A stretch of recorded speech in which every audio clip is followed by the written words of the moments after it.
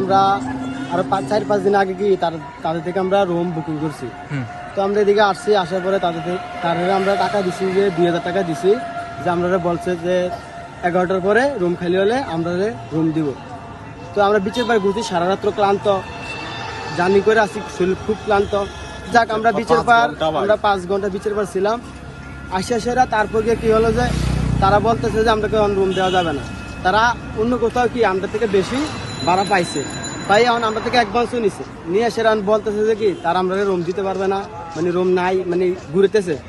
ঘুরানোর পরে মনে করেন যে আমরা তারপর কি করলো যে উনি বলতেছে যে তোমরা টাকা নিয়ে যাও, যে আমরা রুম দিতে পারবো না। কিন্তু আমরা দেখে রয়েছি যে কি এদিকে আরো আমরা মতো কি পর্যটক আছে, কিন্তু হেরা আমরা থেকে বেশি পাইছে, রুম ভাড়া বেশি পাইছে, কিন্তু আমরা রুমটা দেয় নাই, তারা ওনার কাছে রুমটা নিয়ে গেছে। আজকে ভাই আমরা আসছি কুমিল্লা থেকে, হ্যাঁ অনেক ঘন্টা জার্নি হয়েছে। তো আমরা বুকিং দিয়েছি রুম, তো কিন্তু আমরা এই যে পোলা ফাইন্ড 6 জন, এই যে ওইদিকে হ্যাঁ চেন নিয়ে আসলাম 5 ঘন্টা, হ্যাঁ বুঝছেন। তো এমনি পাই না, তো 2000 টাকা রুম, 4500 এটা বুঝছেন।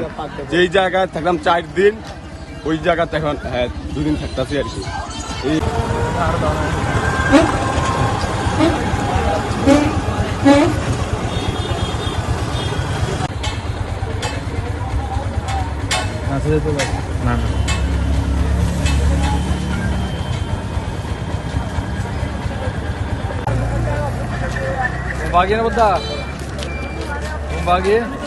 buzzę নাই।